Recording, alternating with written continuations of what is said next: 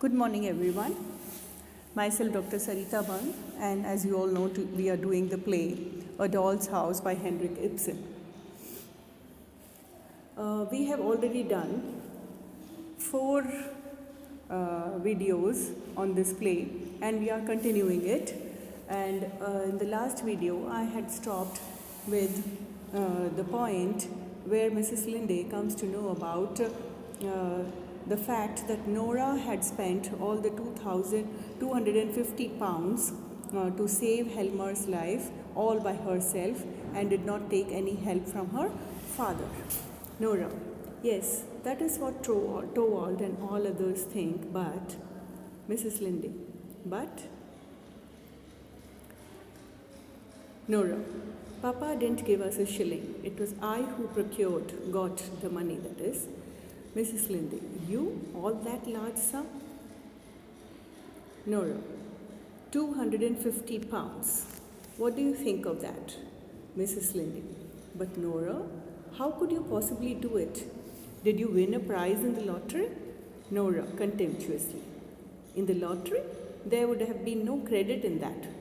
She means to say that what is so great about getting the money in lottery, winning the money in lottery and then spending it on her husband's treatment? There would be no credit to it. It would not be so great a sacrifice. Mrs. Linde, but where did you get it from then? Nora, humming and smiling with an air of mystery.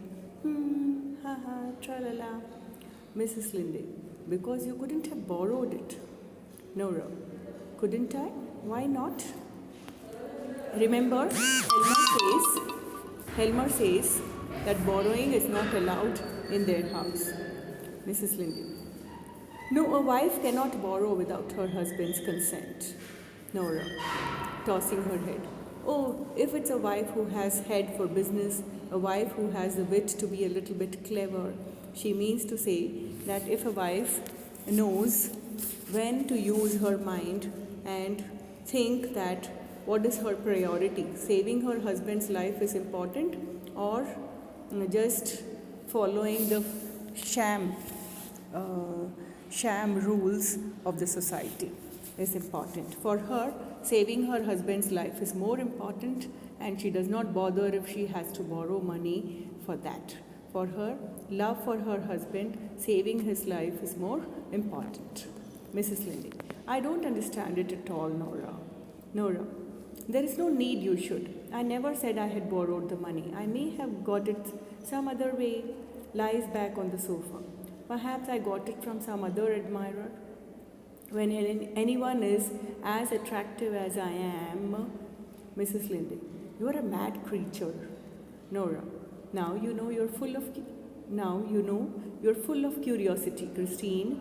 Mrs. Linde, listen to me, Nora dear. Haven't you been a little bit imprudent? Nora sits up straight. Is it imprudent to save your husband's life? Mrs. Linde, it seems to be prudent without his knowledge too. Nora, but it is absolutely necessary that he should not know. My goodness, can't you understand that? It was necessary he should have no idea what a dangerous condition he was in. It was to me that the doctors came and said that his life was in danger and that the only thing to save him was to live in the south. Do you suppose I didn't try first of all to get what I wanted as if it were for myself? I told him how much I should love to travel abroad like other young wives. I tried tears and entreaties, that is pleading with him.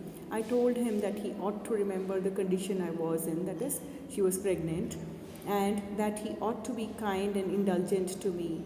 I even hinted that he might raise a loan. That nearly made him angry, Christine. He said I was thoughtless and that it was his duty as my husband not to indulge me in my whims and caprices, as I believe he called them. Very well, I thought, you must be saved, and that was how I came to devise a way out of the difficulty.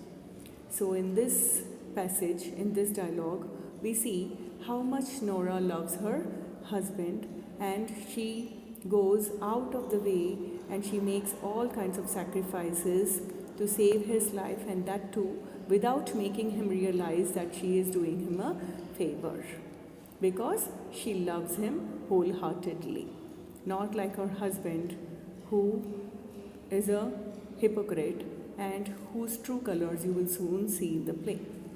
Mrs. Linde: and did your husband never get to know from your father that the money hadn't come from him? Noor: no, never. Papa died just at that time.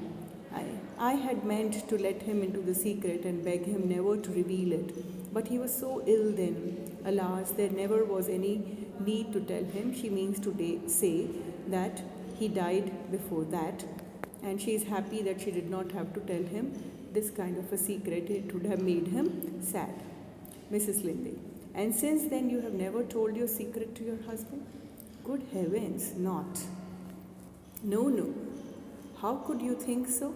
A man who has such strong opinions about these things, and besides, how painful and humiliating it would be for Torvald, with his manly independence, to know that he owed me anything. It would upset our mutual relations altogether. Our beautiful, happy home would no longer be what it is now.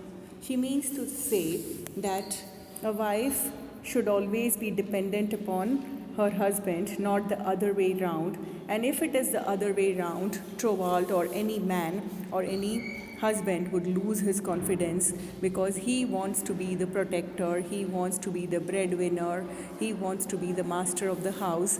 And when a woman plays any of these roles, it is intolerable for a man. Mrs. Linde: do you mean never to tell him about it? Meditatively and with a half smile: yes. Someday, perhaps, after many years, when I'm no longer as nice looking as I am now. Don't laugh at me. I mean, of course, when Torvald is no longer as devoted to me as he is now. When my dancing, dressing up, and reciting have paled on him, then it may be a good thing to have something in reserve. Breaking off. That is, she means to reveal this secret when he is not as attracted to her as he is now. Then his love for her would be revived once again when he would learn that she had made so much of sacrifice to save his life. But you will see it turns out the other way round later on. What nonsense. That time will never come. Now, what do you think of my great secret, Christine? Do you still think I'm of no use? I can tell you too that this affair had caused me a lot of worry. It has been by no means easy for me to meet my engagements punctually. I may tell you there is something that is called in business quarterly interest, and another thing called payment in installments. And it is always so dreadfully difficult to manage them. I've had to save a little here and there where I could, you understand.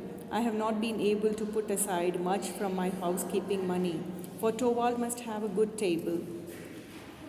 I couldn't let my children be shabbily dressed. I have felt obliged to use up all he gave me for them, the sweet little darlings. That is, you remember, she did copying work and other works which she says that the cats had torn. Actually, she was doing copying work to repay the installments of the money she had borrowed for her husband's treatment. Mrs. Linde: so it had to come out of your own necessaries of life? Poor Nora. Nora: of course. Besides, I was the one responsible for it. Whenever Torvald gave me money for new dresses and such things, I have never spent more than half of it. I have always bought the simplest and cheapest things. Thank heaven, any clothes look well on me, and so Torvald had never noticed it. But it was often very hard on me, Christine, because it is delightful to be really well dressed, isn't it? You see how the character of Nora is evolving and how much she has sacrificed, and she pretends as if she is dependent totally upon her husband, and she maintains the respectability in the society for the sake of her husband. And you will see how the play moves on and reveals Helmer's true character and how broken Nora is that she has to leave her house at last in the play. This much for today. We'll continue the video in the next.